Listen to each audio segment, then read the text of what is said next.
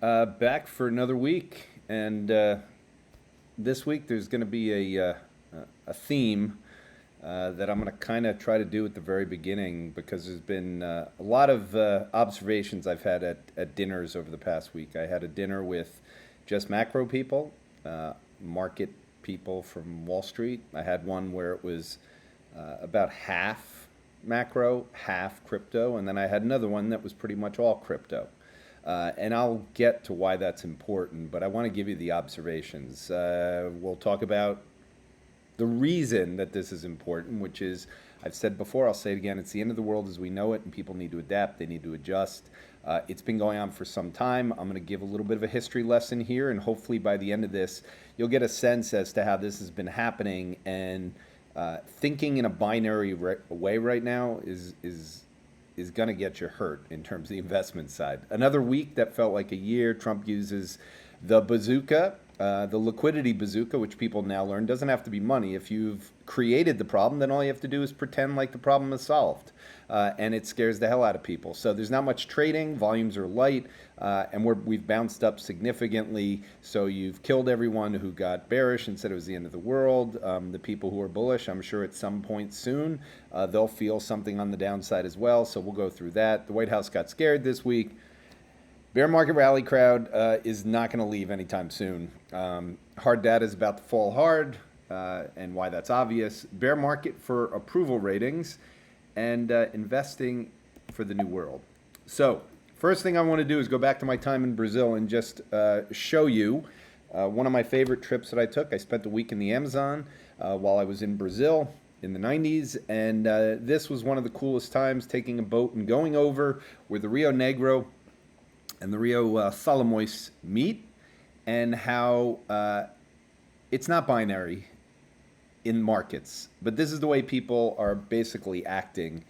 And we don't have one system that is going to fall apart. So the thing I want people to think about, it's the end of the world as we know it, but you don't just go from one side of the river to the other and have this dramatic shift. The rivers meet at some point and the systems run parallel like this, but eventually they turn into the Amazon and it's one colored river. So we're not at the point of two separate systems. These systems, meaning the old monetary system and the new one that's coming, they've been merging together for some time. So to get people to believe that, because I'm literally sick of dealing with macro people who say Bitcoin is worthless and say they have nothing to do with it. This is not a Bitcoin episode.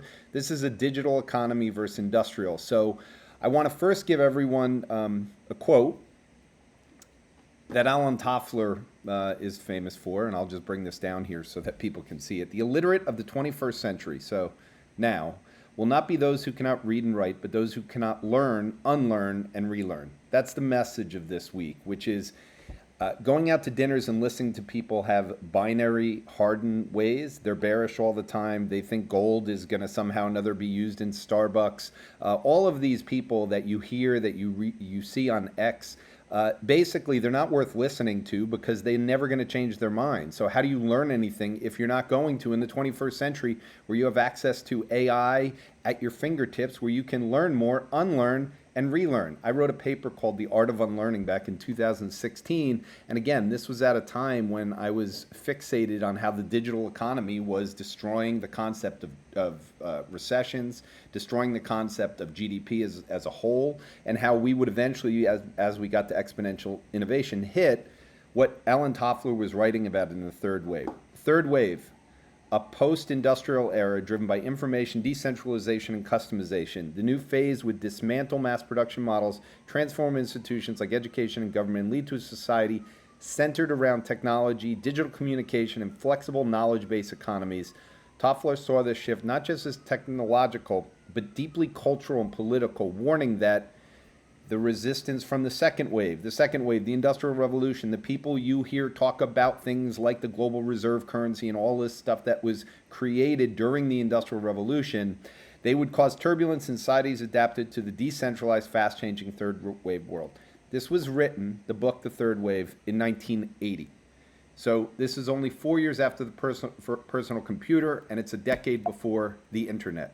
So again, if you want to spend time learning on the macro side and actually see what the third wave is and what the new information age means, I would suggest going and spend time with Alan Toffler. First thing, hear a lot about gold right now. Here's gold since the great financial, or since 2007, before the great financial crisis. This is it versus the S&P. So it finally took over. This is all normalized. So now gold has outperformed the fiat, the best fiat asset. You have MSCI World X the US in here, and you have the Barclays Ag. So basically every fiat currency, every fiat asset now has gone. And this is why people see what's happening. The fiat system, the current system is breaking down. And we're going back to, in people's minds, where we were before. So to give you the history of the first fiat system to not be gold backed. So this is where, when you hear people talk about it, this is the learning lesson of just making sure that everyone who reads the paper and goes through this, we're heading back, we need to have gold, everyone's racing for gold. That was the last system we were under. We had a global reserve currency. We had the dollar from the 40s into 1971. We had the British pound before that. They were all backed by gold, and that brought trust into the system. We broke away from that in 1971, and we created a new system, completely new experiment. And that new experiment was to try and just have a fiat currency, which again, the fact that people now view it as something they can trust. They can't trust Bitcoin, but they can trust a paper thing that's not backed by gold. Well, that switched in 1971. The system ran into trouble. In 1985, we had the Plaza Accord. In 1997, 98, I was in Brazil. We had the Asian financial crisis. The Asian financial crisis led to all Asian countries realizing they needed more dollar reserves. They needed dollar reserves, so think of that as gold, because they never wanted to be in the situation again that they could be basically caused to go down by hedge funds. They started exporting more and bringing in dollars, and that's why we are in this situation that we're in. This fiat system led to them going, well, we're going to hoard dollars and we're just going to export. We're not going to focus on consumption because we never want to be in a position again where we have this problem. That leads to 2008 because they're buying all the bonds in the U.S. They're just buying and buying dollars. Anything outside of their countries is keeping rates at lower levels. No matter what's happening in the U.S., you can just continue to issue mortgages and they'll buy them. So we get the great financial crisis, we get the printing press. The printing press leads to a tremendous amount of debt. We get 2020, we get more debt. We get Silicon Valley Bank, the fastest bank run in U.S. history, $42 billion in deposits withdrawn in a single day. So now where are we? We've got $100 trillion of global debt, over 60% of it dominated in dollars, and 40% of that debt matures before the end of 2027. So the system is basically breaking down, and what has happened historically is you end up with a depression, defaults, war, revolution, and that's why macro people are bearish, and you go back to the gold standard. That's not happening this time. U.S. looks more like an emerging market every day. So again, you're starting to see where stocks, bonds, and currencies are doing things they've never done before. The end of the global reserve currency with the dollar as it is there. It's not coming back ever again because it was only there since 1971 and trust has been broken. This was an article in the FT this week basically saying that the financial market has become increasingly dependent on hedge funds employing high leverage strategies, basis trades to prevent liquidity and support daily volumes. The bond market is over in terms of people trusting the U.S. Treasury market. That is not coming back at the size of the debt. You can't go through it. Hedge funds are in there. And then we've got this being written by the guy who wrote a paper about what we're going through now with the tariffs. He also wrote one on the Mar-a-Lago Accord. And just so people realize, basically saying that the U.S. has to restructure the debt, also known as a default. So why would you trust the dollar ever again if you are China, if you're an Asian country, for the allies that we had, the way that they handled the tariffs? There's no trust that's coming back. So the system, as far as the dollar being the element of trust that everyone jumps into, it's not coming back again. At the same time that this was going on, I want to go back to Alan Toffler. The digital economy has been growing and it's been dominating the world since 1990 in terms of asset price moves. It's why the U.S., it's not the death of exceptionalism, the U.S. dominated technology. This did not start in the last 15 years. The internet was the birth of the U.S. outperforming the rest of the globe. Just go look at what the S&P 500 has done versus MSCI World X the U.S. in local terms since 1990. This has been a U.S. dominated asset move since the 1990s. But in 1975, personal computer comes out. 1991, the birth of the internet. 2007, the smartphone era comes. 2008, the Bitcoin white paper comes during lack of trust in the banking system globally. 2008, we launched the App Store. 2010, the cloud takes over. 2022, OpenAI releases ChatGPT. In 25, the U.S. Congress passes the Stablecoin Act, providing the first clear regulatory framework for dollar-backed digital assets. That's what's coming on right now with stablecoins. So the reason I'm going through this in terms of this, the digital economy and Bitcoin did not just happen. This has been going on now for some time. For macro people that say it's worthless, I'll take Mark Andreessen over day on everyone who hasn't spent the time to go listen to anything on it. So Why Bitcoin Matters by Mark Andreessen. Political idolists project visions of liberation and revolution onto it. Establishment elites heap contempt and scorn on it. So this has been going on since the beginning. Eventually, mainstream products, companies, and industries emerge to commercialize it. It becomes profound, and later many people wonder why its promise was more obvious from the start. What technology am I talking about? Personal computers, the internet? No, I'm talking about Bitcoin. This is Mark Andreessen in 2014. About 4 months later, he had this interview in this article in the Washington Post. In 2014, he said, in 20 years, so we're now 11 years from that interview, we'll talk about Bitcoin like we talk about the internet today. Again, I'm bringing this up because this has been happening. That river that you saw, we are about to merge the two systems. They've been running parallel, just like what you saw with the two sides. The assets and the way to make money has all been on the digital economy. It has not been on the industrial economy. We know that. If you go look at the price of Ford and you go look at the price of GM and you look at the price of GE going all the way back to 2007, you see what has happened. It's all been about technology and software and everything that has been dominated as U.S. exceptionalism. It's really been the digital economy. So Congress moves forward on stablecoin legislation. The digital asset TBAC presentation that I've referenced many, many times. So again, the governments are sitting there moving it towards stablecoins. So they're moving towards another system. The Treasury sat there and had, this is before Trump took over in terms of the TBAC presentation, different types of stablecoins, fiat-backed ones. So think about going from gold standard to fiat, then fiat by itself, and now we're talking about fiat-backed digital economy stablecoins. So this is what's happening. There's no turning back. It's being supported. This is from Chris Dixon recently. The internet made information free and global, so why is it still hard and expensive to move money?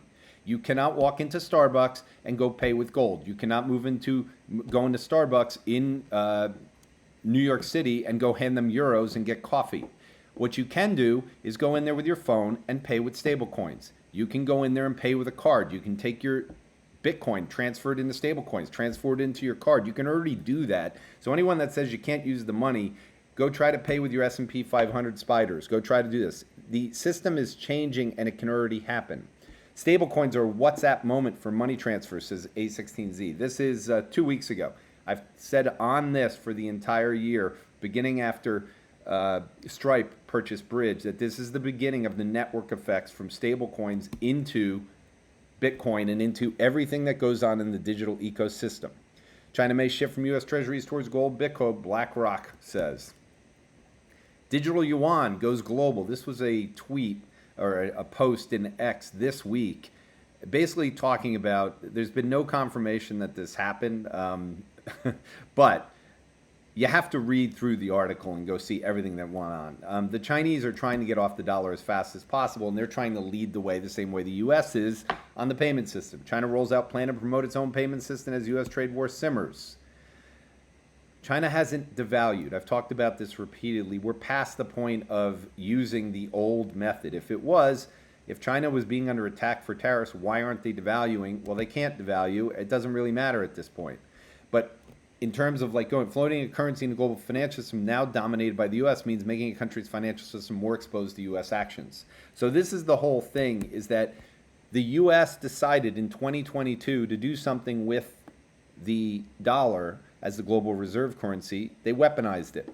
And immediately after that, as I showed in last week, in February of 22, Russia, we basically sanctioned them and every dollar asset they held was frozen.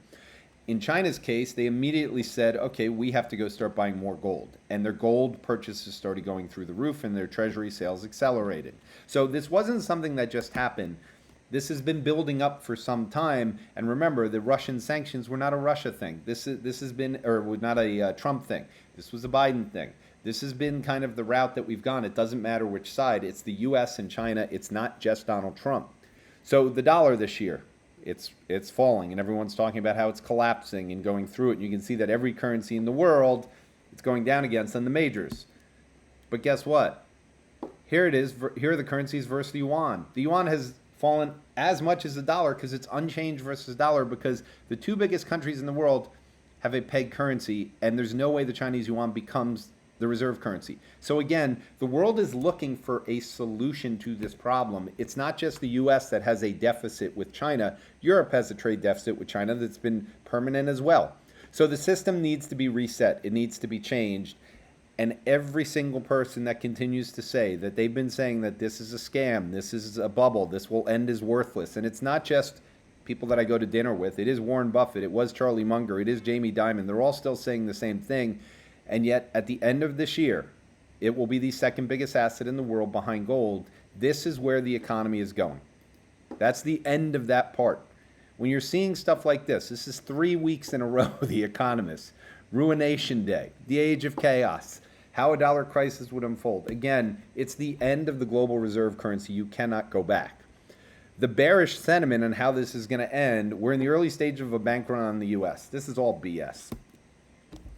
It's not that people aren't going to move money out of the dollar, but again, you have to take the assets and you have to put them somewhere else. You have to invest in something.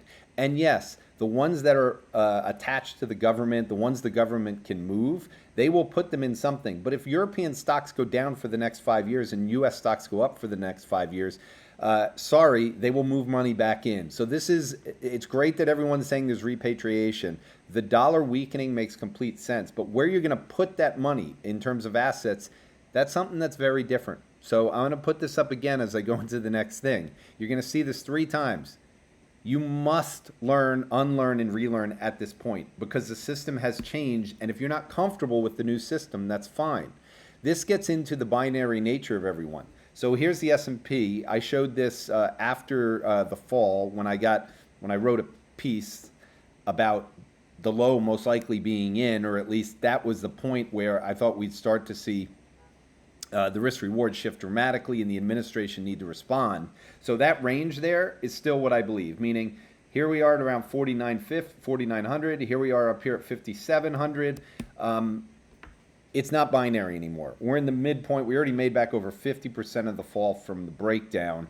This is where we are currently. We actually got back where every sale made, this is the opening price after Liberation Day, every sale made on the indices in most stocks is now a losing sale. So if you sold after the Liberation Day with all the tariffs and the fact that the tariffs are still on, there's just a pause on some of them, but China's one is bigger. So we still have the largest tariff since the Great Depression, and yet stocks have found a way to go higher. How is that possible?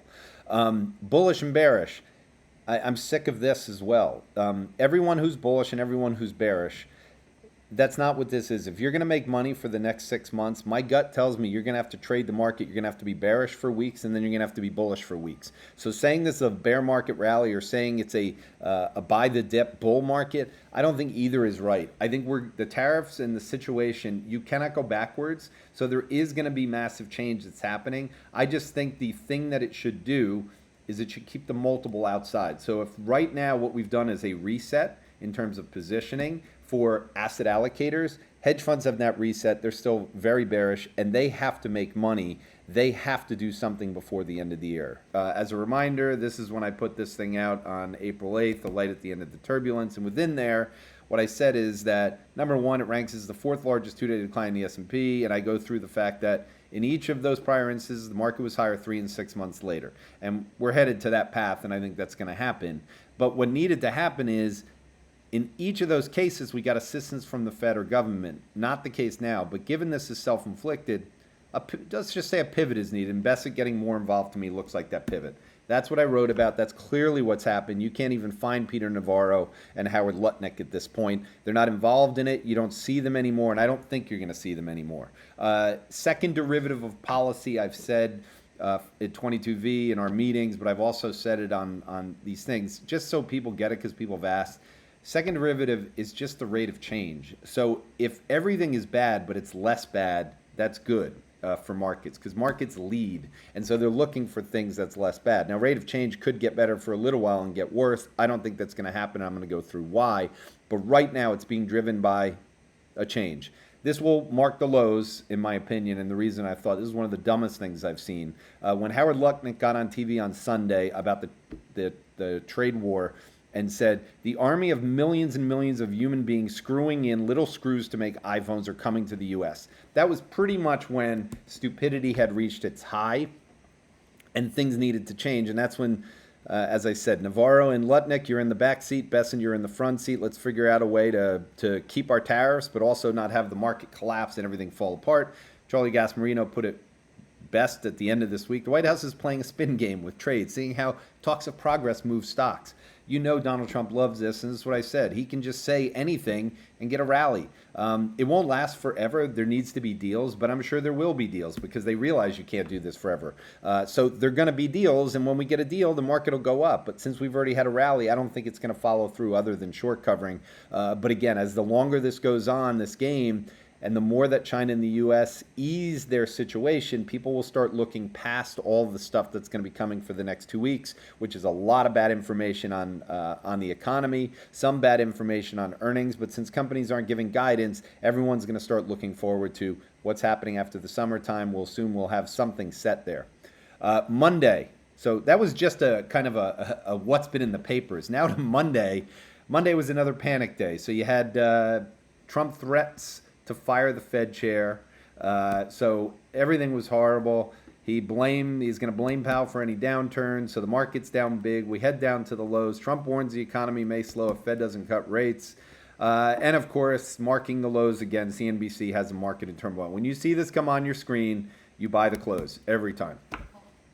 Trump calls CEO Brian Cornell's meeting with Trump about tariffs productive. So Monday, while the market is falling, Target, Walmart, Home Depot, they're at the White House. It's very productive. CEOs of Walmart flat out told Trump prices will go up and shelves will be empty. Leaders of 6 automotive associations wrote a letter basically saying, we're already in trouble. Many are in distress. They'll face stoppages, layoffs, bankruptcies. If one supplier is disrupted, it could lead to a shutdown of the entire product. So the intelligence of the tariffs without a lot of research on what would happen is starting to become in. So what happens the next day? Bessent expects tariff standoff with China to de-escalate. This was at a dinner, and Eamon Javers is kind of reporting, but can we rebalance together? They have stifled the consumer economy, favor manufacturing. The identity of it would be less consumption for China. Somehow I could see a Ray Dalio essay on this like a big, beautiful rebalancing. I've been talking about the hope they had of a beautiful rebalancing, which they're now saying is what they want. The goal is not a hard break. We want to stay engaged, but it's got to be more fair. The way they handled this was just ridiculous, but they want to do something with China. The problem is White House considers slashing China tariffs to de-escalate the trade war. So this whole thing goes on. And part of the reason is, if you look, I think I saw a number that container bookings between China and the U.S., and this is from 2 weeks ago, is down 64%. So the goal isn't to decouple. The goal isn't to decouple. Again, they're starting to worry because they're realizing that the economy is going to weaken. So they say there's talks going on. China says there's no talks going on. So this is the way the week ends. No one knows who to believe anything. This is insanity, but it's ridiculous. But it is why the system is ending, because you're never going to get people to trust after this kind of chaos. The bearish sentiment has not changed at all. We are still at record highs, and we've been sitting up here since March. So liberation day is in here. Sentiment has been negative for a long time. Whenever you have negative sentiment for a long time, you would expect it to start going higher. Here's the long short from Goldman in terms of their leverage. So gross leverage is still up. They hedged up their books, but net leverage is down and the long-short ratio is down. So on the hedge fund side, we have it. On the systematic strategies, they're basically at the lowest level they can be. So as things move higher and as vol comes down, you'll start seeing things like there's 50 million to buy in a flat tape. Just because as the market goes higher, all the selling that happened, there hasn't been any buying. So one of the things that's happened and been a theme over the past really decade has been that markets go down, there's a panic, and then volume just stops. And you know who keeps buying? Buybacks. And this other group that everyone says is really stupid, retail.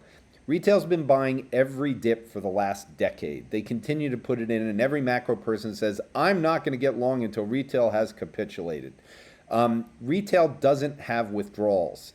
This is a rigged market. The government comes in and does what Trump is doing. Why wouldn't you be buying every time there's a big sell-off of 20%? Because that seems to be the line in the sand as to where they're handing out free money and people want to be philosophical and ideological about the views they've had for the last 15 years. They need to learn, they need to unlearn, and they need to stop with the side of saying they're not going to relearn anything. So there was a thrust signal this week. I've shown these all the time. Another one that's gone up. So it's not just been the sentiment. We're actually seeing days that are very, very severe on the upside. The down days, they get reversed now very quickly, the opposite of what was happening before. Economists, what a shock. Coin flip. Do what you want with that. The market's already priced that in. The VIX, remember we got up to 60 and everyone was like, you're going to have a recession. We've had these. Now we've gone all the way back to 24. And during that entire period, there's been no layoffs. I've talked about this before. The job situation, completely different than the prior ones. So every time we had these spikes before, the jobless claims never went higher because the job market has completely changed because of the digital economy again. People work from home. Contingent workforce makes up 30 to 40% of the labor market. This includes consultants. This includes DoorDash drivers. This includes Uber drivers. If you lose your job, the reason you don't have to be on unemployment is because anyone can go out and be an Uber driver. Anyone can go out and be a DoorDash. Again, the economy has changed rapidly. Most of the jobs being created are healthcare and education, which are not cyclical. Plus, you have this thing that they can't be fired by our company because they don't work for them. Adapt. Adapt. Here's year over year S&P. So again, we got down here. And I said, if we have a recession, we can do this. But this was a great financial crisis. This is when we had the birth of the printing press and the birth of the iPhone. This is when the digital economy became more of it.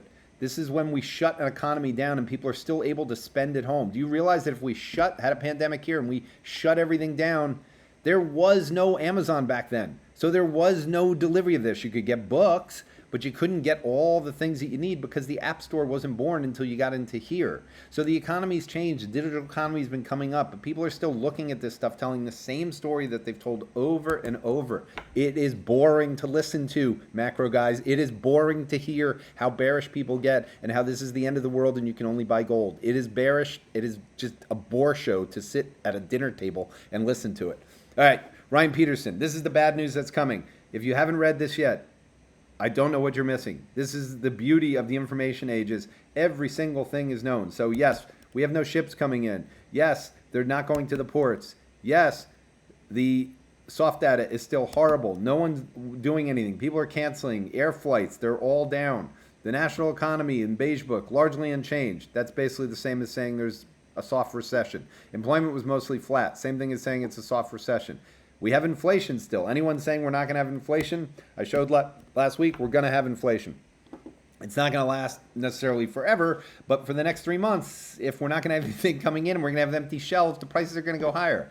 Year ahead inflation expectations. This is the Atlanta Fed going higher.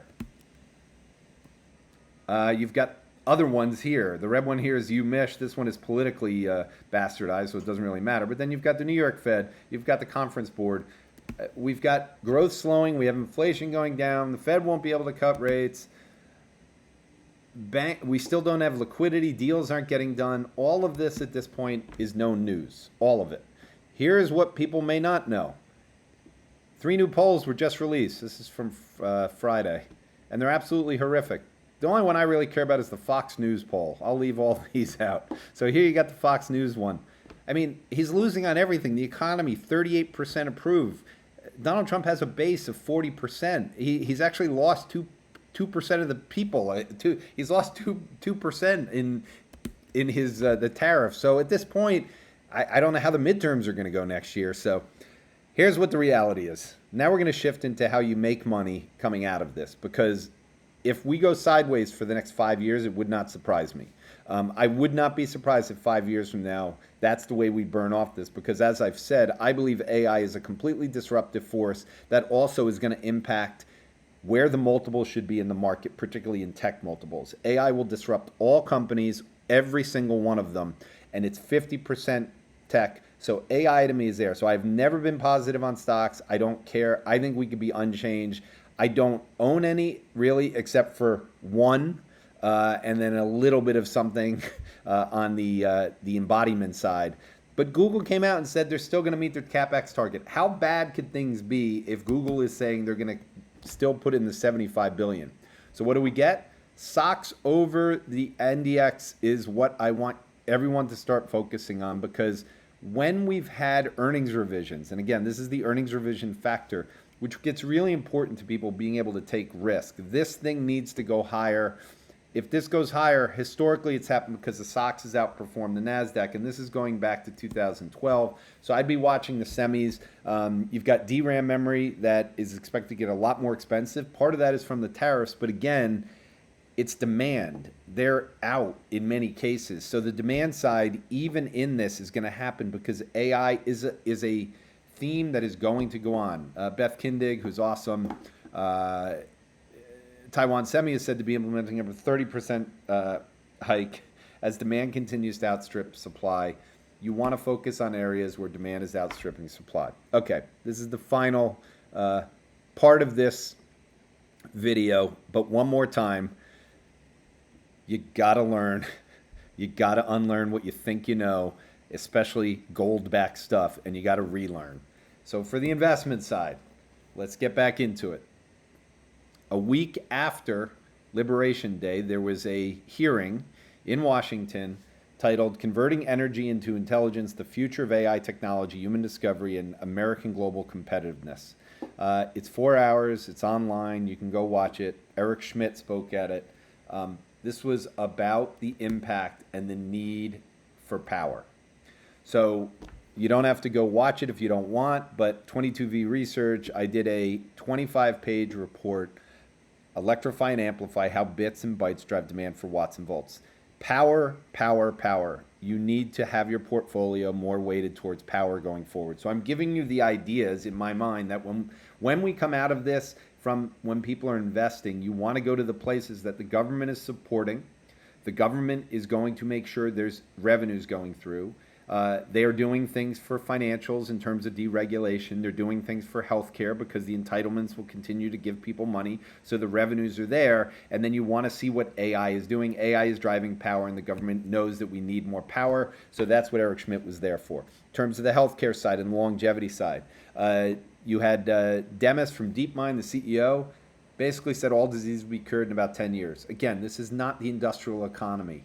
This is something where you have to pay attention to what's going on in technology. Eric Schmidt had a YouTube, it was about 20 minutes, ex-Google CEO, warning, AI will be smarter and uncontrollable. He's giving an update on where we are with AGI and ASI and how it's going even faster. At the very end, in terms of the final 5 minutes, he talked about an amazing thing in terms of the drug. So it actually started, about 5 minutes in. What's going to happen in terms of allowing this? So the project that he's involved in aims to identify all druggable human biological targets within 2 years, which could revolutionize pharma development. Think of it as every single druggable human biological target. So anything where drugs can work, they will have solutions for. And this, again, gets into how do you value what the market is. The one thing I won't say is, if anything, the stock market to me will go higher in the next 5 years, but I could see it absolutely as being sideways because of the weightings in it, at least for certain in the US. But I just want to make sure that you understand that we are entering a period right now with technology where AI is accelerating so fast that I think people are getting caught worrying about the global reserve currency, where I'm telling you there's already a plan in place to resolve it. What is an AI agent? This is a McKinsey report that came out on March 25th. Highly recommend spending time on it. The AI agents are here.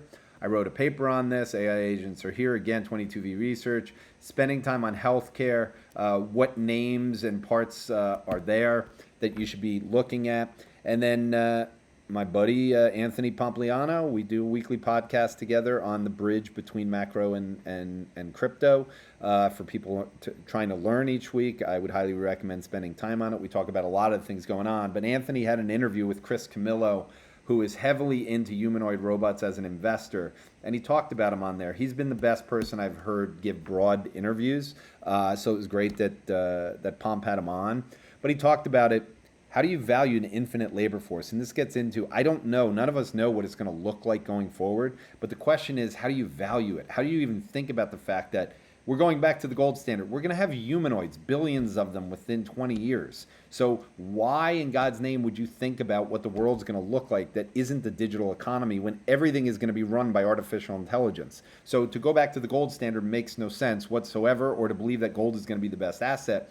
You want to invest in things that are related to the system that's going to be here and what's going to be dominating. Everything's going to be about speed. Everything's going to be about longevity. Everything's going to be about artificial intelligence. Number one opportunity for humanoids. Guess where it's going?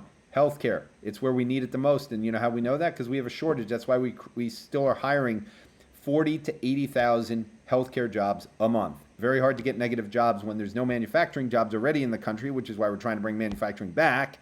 And at the same time, we have a shortage of healthcare because we have a problem with obesity and diabetes in the country, and we have the government which is subsidizing it, and they're going to continue to pay money, which means they're going to continue to print money, which means we're going to continue to have the government being a dominant part of the economy, which means nominal GDP will stay up. This is the most important arms race in decades. So the thing about humanoids is they're part of this, and believe it or not, I didn't include this, rare earths were shut down and banned from China. They process more than 90% of the raw earth materials. So if you want to know one reason why there has to be a resolution to this for the people who don't think or like, nope, Chinese are going to invade, and China basically runs our military to some degree because you can't have humanoids without rare earth material. You can't have iPhones. You can't have fighter jets. You can if you do it yourself, but the problem is right now China has a dominance, so you'd have to wait 4 or 5 years in the U.S. to get the manufacturing going. So there is a linkage in terms of rare earth, and they put a ban on that right after Liberation Day. For those of you looking again, I'm showing you the research that I've done on this. This was another 20-page plus report on moving from software to embodied AI. Again, the next phase of technology and where the investment is going to be. If we're going to have 20 billion robots in 20 years, you can make a lot of money. And that was Chris Camillo's point. He's made a lot of money in his life. He's in one of the Market Wizard books. And basically what he said, I've never seen an opportunity this big sitting at this early a stage. The question is, how do you make the money on it? I go through the places in the marketplace and the names in particular that I think will benefit. Now we're going to get into the final part. Bitcoin. All right, here's Bitcoin versus the S&P back to 2010. So I'm just highlighting to you that for everyone who's been bearish that you've ever read, stop listening to the people who are bearish. If you bought Bitcoin and you sold the S&P, you've made a ton of money. If you bought Bitcoin and sold the NDX, you've made a ton of money. If you bought Bitcoin and sold gold, you've made a ton of money, except for this little point here. And this is really the point where gold, because central banks should be buying gold, because buying Bitcoin at this point is not something they do. They will eventually. Here's Bitcoin versus the Mag 7. This has been my theme for the entire year, is that where AI is disrupting the Mag 7. They're spending tons of money. They're never going to see the revenues come through. They were the last place that individual investors that are wealthy could invest to get growth. If the Mag 7's dead, everyone's going to have to go find the next growth opportunity. My 90-year-old stepfather got into Bitcoin a while ago. He's thankful. He also owns gold. I don't understand why people don't own gold and some Bitcoin, but I think the wealthy people will finally be coming because it will be working. And as I said on a podcast this week, this will be like Donald Trump. You can ask 100 people who voted for Donald Trump. You're not going to get the answers of the people all said. Some people don't want to say it. By the end of this year, people who own Bitcoin, they'll never admit it if they've been bearish, and it may already be there. Since Liberation Day, Bitcoin is now the best performing asset. So gold gets all the press. It's front page. It's up every single day. And yet since Liberation Day, which was effectively the end of the global reserve currency, we've got stocks down, but they're almost back to unchanged. This is both the Mag 7 and the S&P. Gold was working more than Bitcoin, but there was a change that happened, which is why this is the focus for this week, because I believe what has happened now is once the treasury market became an issue, which is what happened in here, then all of a sudden the trust factor was gone and the official beginning of the new monetary system was here, and that's where Bitcoin goes. I'm bringing this up because if you haven't read this, this is not just a Donald Trump thing. Harvard has liabilities. Any investor that has liabilities needs returns. You cannot get returns going forward, in my opinion, in the S&P 500 to necessarily beat inflation. You cannot get them in bonds. You cannot get them in any asset class of size. I don't think you can get it necessarily in private equity, and I don't think you can get it in private debt. If he's going to do these tariffs, we are going to see more bankruptcies. We are going to see more businesses go out. And if you need to invest in something, where are you going to get excess returns? Not on the hedge fund side. So where are you going to get your excess returns? Where are you going to get liquidity, which is the issue here? They're selling something which has no liquidity. Bitcoin, you can trade $1 billion. You can be traded on Sundays. You can trade it on Saturdays. You can trade it at any time of the day, 24/7, 365 days a year. That's the new monetary system, guys. That's where we're headed towards.